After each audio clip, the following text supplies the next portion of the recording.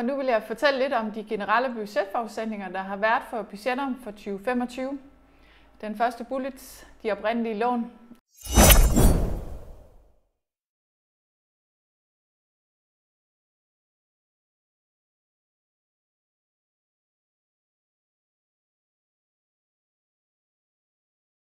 Ydelsen på de oprindelige lån bliver indeksreguleret i forhold til det laveste af nettoprisindekset og lønindekset.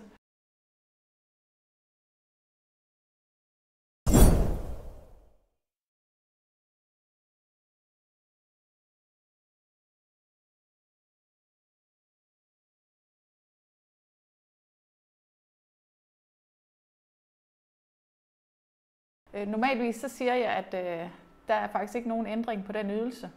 Men det har der været i de seneste år. Det skyldes inflationsreguleringen, som har både fået nettoprisindekset og lønindekset til at stige.